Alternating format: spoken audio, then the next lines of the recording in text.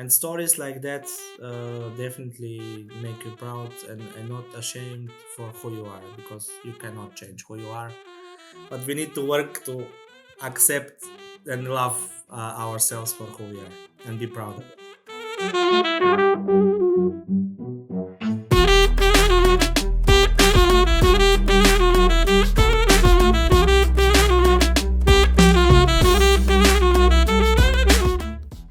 Welcome to our next episode for Amaro Voice, to the next interview. My name is Senil Memishi. I'm a journalist and Roma activist from Germany. I'm glad to introduce you today Atanas Stoyanov, aka Nasko, the mostly people who know him call him. Atanas is a Roma activist. I met him the first time I met him in Dikina Bista 2017, I remember. He is for many events, like facilitator example in Dikina Bista, but also he's working with Peter Namenza and has a lot of projects. And I remember also you are active in Roma Youth Voices.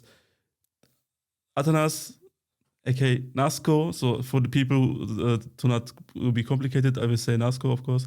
So Nasko, thank you for being our guest. Of course, you can also introduce yourself. Thank you for inviting me, Seinur. I'm happy to be finally here. As you said, my name is Atanas Stoyanov, or Nasko shortly. I'm a Roma from Bulgaria, and in the last 15 years, I have been working for different organizations in Bulgaria and the UK.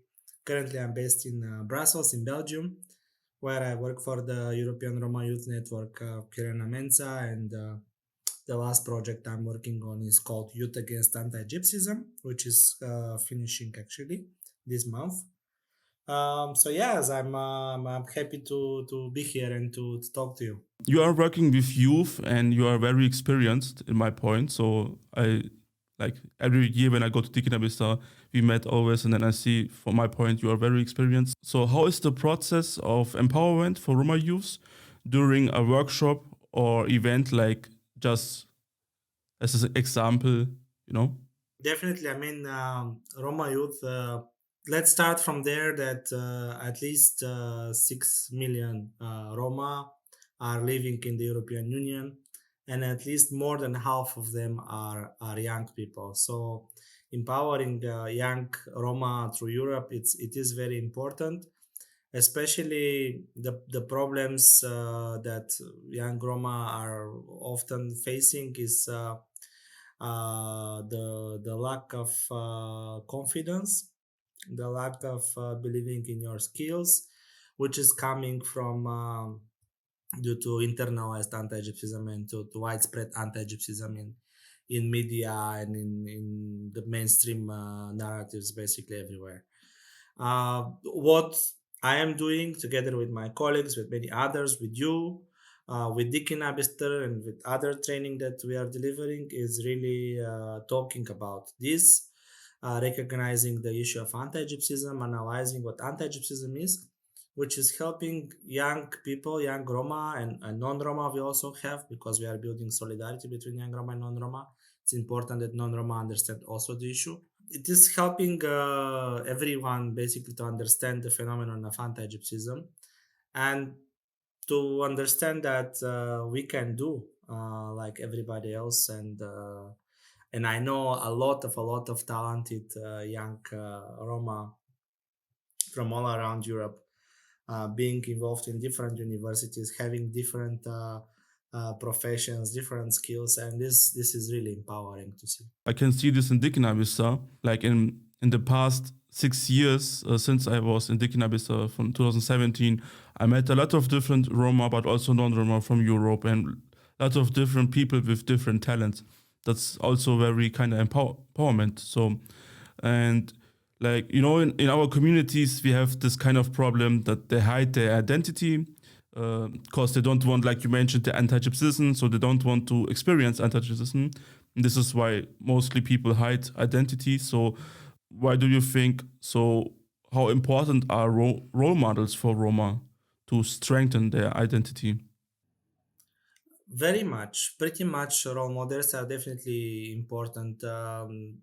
Coming back to my past, when I became a student in the university, we were a group of 40 people, and we, the first day we found out who's Roma, who's not, and we were five Roma. One girl, my friend, she didn't want to be recognized as Roma, so she asked us like that we keep her secret for 4 years. We kept it, and it is that is coming because she was really afraid to, yeah, from the stigma, basically, from being discriminated, from not being accepted as her, but being seen as, yeah, if I can say, as gypsy. um and it's not, this case unfortunately is often seen. There are many people like that. I totally understand these people. We totally understand these people. And if we have role models like teachers, doctors, policemen, like people who already have been students, for example, people who achieved something in their life, people who are recognized for their skills. Bulgaria is now, the news in my country right now is how a Roma guy is became the European champion in lifting weights. So this is like everywhere, and stories like that definitely make you proud, and not ashamed for who you are, because you cannot change who you are, but we need to work to accept and love ourselves for who we are and be proud of it. You know, like the first with your friends who was like asking to hide. So I can totally understand. Like for my example, I can remember I also kind of hide my identity. Like in school until the ninth grade, maybe I started to tell my like good friends that I'm Roma. But since till Dikina Bista 2017, I didn't told the mostly people. So this empowerment process for me also was kind of Dikinavista, because after Dikinavista I started also to work on these topics, and then I started also to feel more safe and more empowered to tell in public that I'm Roma. And the second, so the last in Bulgaria, this is very good. So this is kind of example. Uh, so how do you can use this kind of Roma heroes, this example in Bulgaria, and also maybe like famous Roma and other Roma role models? How can you use this at your workshop when you work with Roma youth, or how do you use it? Mm. Thank you, Senor, for mentioning this with Dicky Nabister, like the big event where you bring together from the size of Dicky Nabister. Probably somebody who is watching us, they don't know what is Dicky Nabister. Dicky Nabister is the Roma Youth Genocide Remembrance initiative, which brings every year from to 300 to 1,000 people. There was in 2014 from different European countries, and where we studied together about what happened to the Roma during genocide, but also today.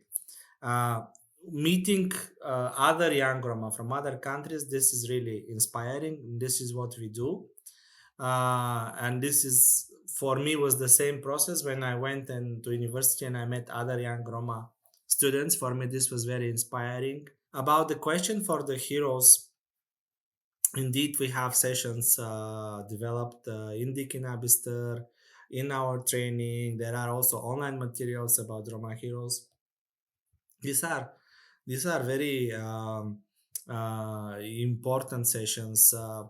I remember when I was a student back in time, we were discussing that Roma fairy tales don't end with a happy ending, or that Roma don't have heroes, and how important is to have this happy ending, and how important is to have these heroes. So the movement around Dikina Bister, look, don't forget, with the people who were heroes during the 145 these years, like we all know them. Now, not to go into names like Raymond, of course, it comes to my mind immediately, and others. Uh, these people are very important, but we also ask our participants, for example, in the training, I also ask who for you is a Roma hero. And then people are always telling, coming back to their family. Normally, I hear my mother is my hero, or my father, or my family.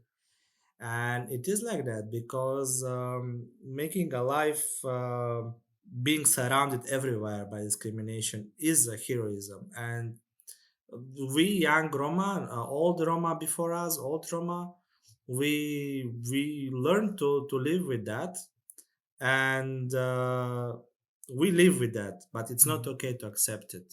It's okay. We have to understand it and to work on that. That we are equal, really. My problem before was like in Germany where I live, there was no other Roma. Like I was like we was always in like in elementary school. I was like the from 25 kids, like 2 3 kids, the only migrants, no other Roma family. So I always kind of felt alone, and I think kind of digging up is also very important, and also this kind of empowerment, because then I realized I don't feel alone because I met other young people who are like me, but just maybe with other dialects or other countries. So so for youth people, for people maybe who are watching or listening right now, it's not always available for them how to participate in workshop events like Dikinabisa or like events from Pirina Mensa or other NGOs. So can you give advice for people who are maybe are watching or listening right now? How can they participate for like different events, like your events or other events in Dikinabisa? Yes, totally. We are in our events as a youth network, but also there are other youth networks like Ternipe. There are trainings from not only from Pyrenees, from the Council of Europe, from some organizations that are based on the national level. What I see, what we do particularly is that we publish our calls on social media, on our Facebook page, on Instagram, and then we are trying to be as much inclusive as we can.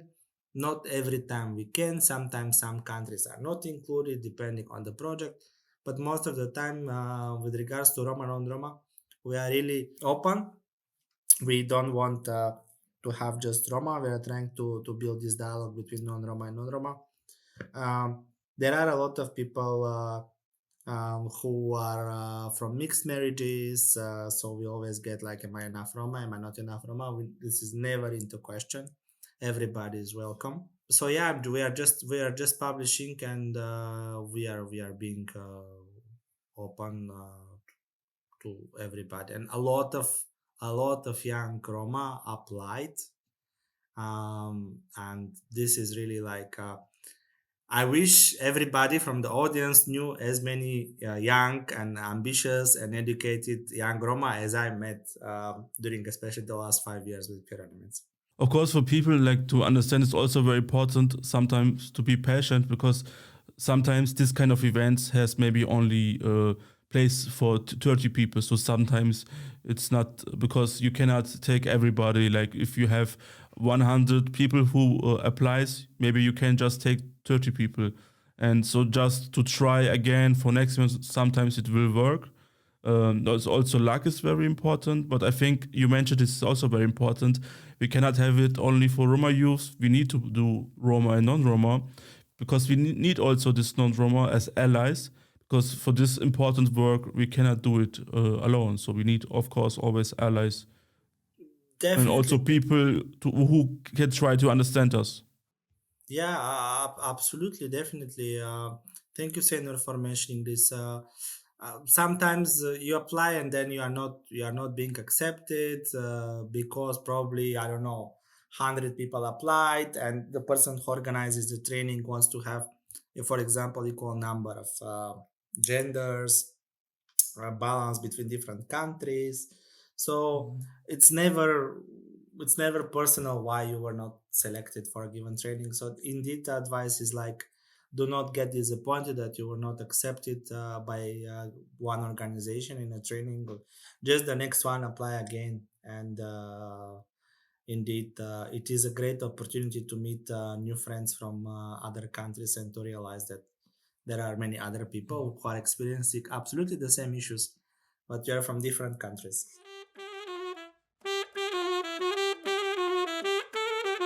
Learning Romani language. So on Amaro Voice podcast, we have a category which we call Learning Romani language. We want to share the different dialects from Europe, from the Roma language. So I will give you 3 words in English, and then we will compare with our dialect. So first, can you tell us like which dialect do you speak? So I speak the Burguji or the Kovaci dialect from northern Bulgaria. So I speak the Arli dialect. It's a dialect in the Balkans, like Kosovo, Serbia, North Macedonia, and other countries. So I have 3 words. So the first word is work, like to work. So how do you say in Bulgari? Buti. Okay, so in Arli we say also buti, or we also say like buti is just the verb. But if I want to say I go to work, I would say kerav buti. So Same. then same. Much. Yeah. So the second word is running. We say most of the time nashava, which means I'm running, or nash, just run. Yeah. So for running, we say prastav. And we use also nash, but it's like a phrase for go away, like almost the mothers say this to the young children. But like for running, we say prastav. But We say also prasta for hurry up, like okay. yeah. Yeah, example for hurry up, we would say sijarav. So then it's like another word. Yeah, another word. Yeah. Cool. Then like the last word is just like good. You know? Good. Good. Can you give me like more like? Like how are you? I'm good. Like fine. Okay, we say bashi. Okay, so we say shukar, just like shukar. So yeah, this was the category learning Romani language.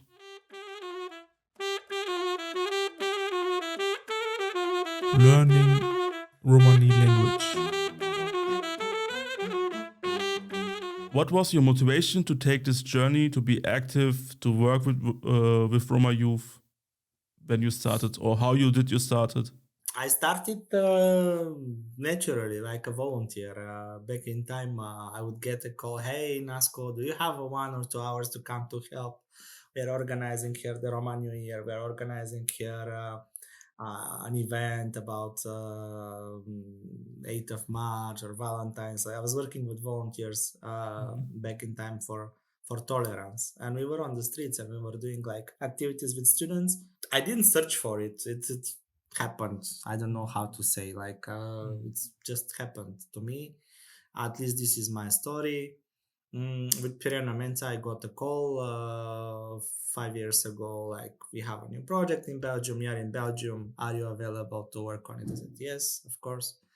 And we did, I think, great things together with my colleagues for the last 5 years. We made Pirena Mensa the first Roma youth organization, member of the European Youth Forum, which is the biggest umbrella youth organization in Europe. We had a lot of training in different countries. We organized Socceres Europa in many countries. That's another big event. The Roma Week we organized for several years in Brussels, where we brought many young Roma to meet with members of parliament and to talk about their issues. And many others. Yeah, sometimes it's also very useful. Sometimes it just started, one person say, hey, do you want to go there?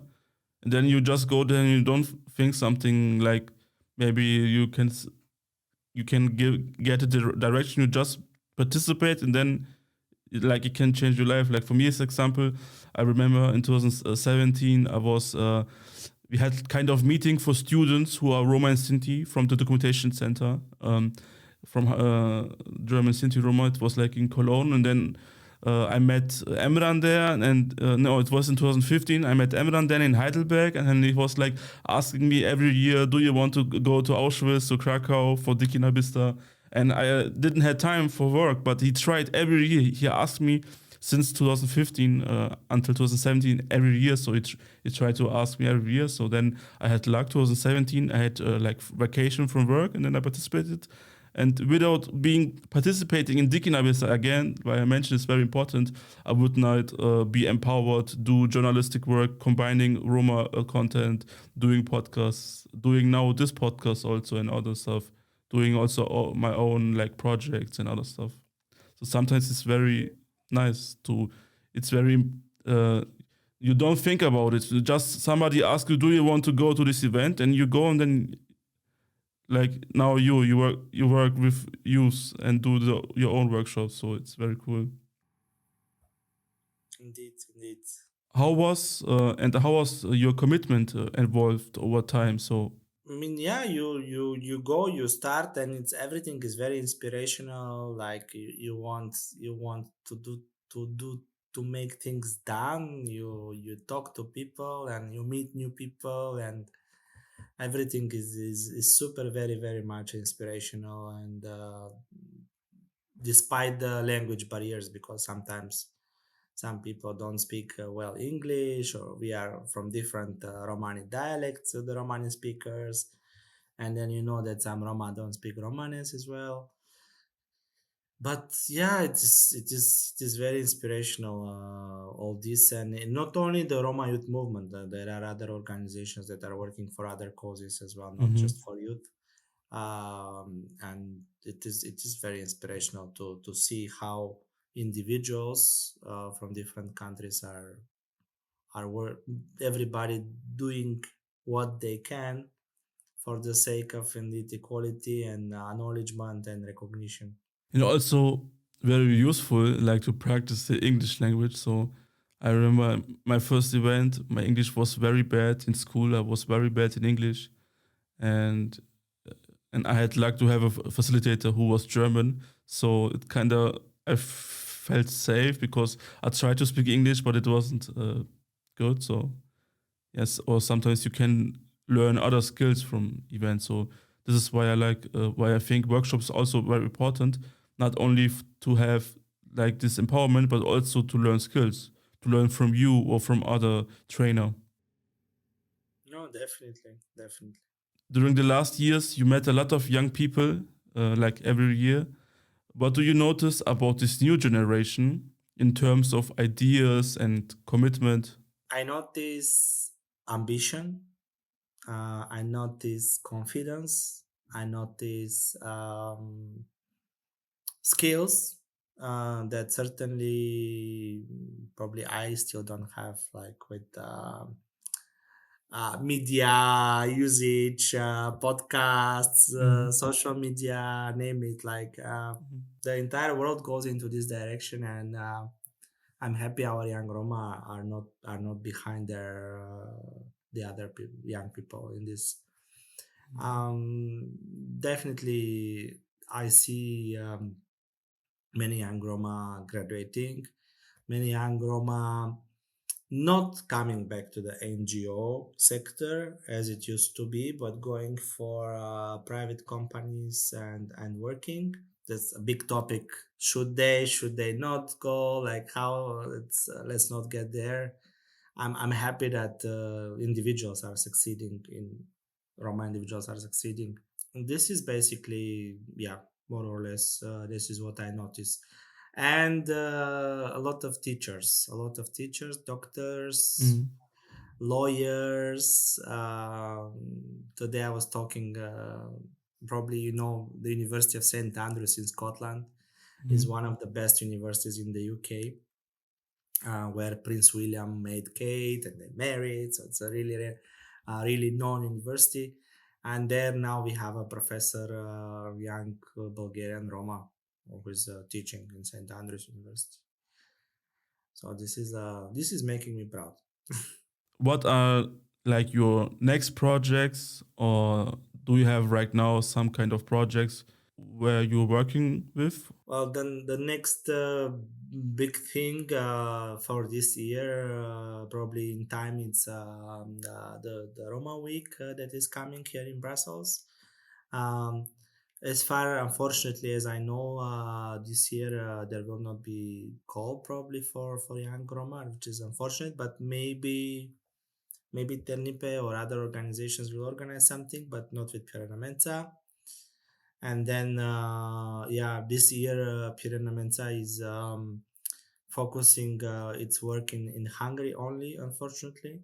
Mhm. So yes, there is no much planned on our side, and maybe I should advertise here Dikin Abister, the look and don't forget. Probably you have seen the call for group leaders. There is going to be a training in the youth center in Budapest, European Youth Center in Budapest, or in Strasbourg, doesn't matter, somewhere.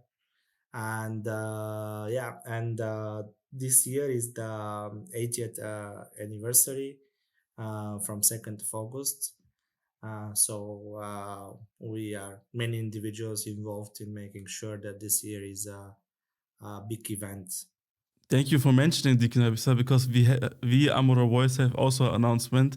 So Stefania and I, try to be also. I think for sure I will be in Deacon Abista, but we want to do in Deacon Abista as Amaro Voice, as podcast, few interviews with participants, with people who are working in Deacon Abista, and to have like special Deacon Abista season. So we will be also there, show you the event, how it looks, and we'll show you interviews with different people. On podcasts, I like to share with people anecdotes, some stories. Do you have some important or funny story during your work, like anecdote? What you want to share with us? I remember now one anecdote, which is like in Bulgarian, but maybe I can, and Romani, but maybe I can try to translate. I heard it somewhere. I found it funny. Maybe somebody of you will not. But the police is coming to a Roma house, and they are saying to the lady like, "Where is Ivan?" And then she says, "Nash Ivan." Which in Nash in Bulgarian means our Ivan, but in Romanes it means like Ran Ivan. They say Nash Ivan. Say, yes, your Ivan. Nash Ivan. So this is this is the joke that I remember. Otherwise, many funny situations from work. Um, Many mistakes. You prepare things, they're not happening. Accidents. From Socceres Europa, from other events, so many things. Presentations not working. Thanks for watching or listening. If you want to support us, you can subscribe our YouTube channel. Of course, you can also give us a like and make a comment. Maybe you can also, today we had 3 words for learning Romani language. So maybe you can also make a comment and tell us your dialect and also the 3 words.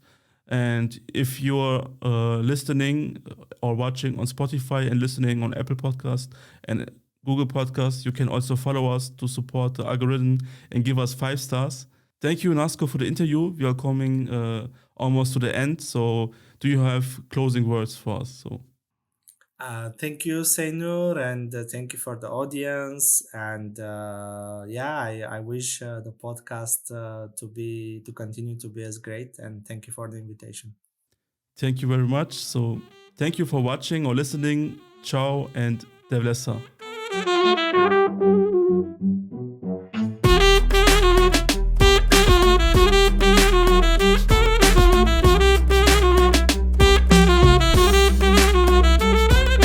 This podcast is funded by the Stiftung Erinnerung, Verantwortung und Zukunft EVZ.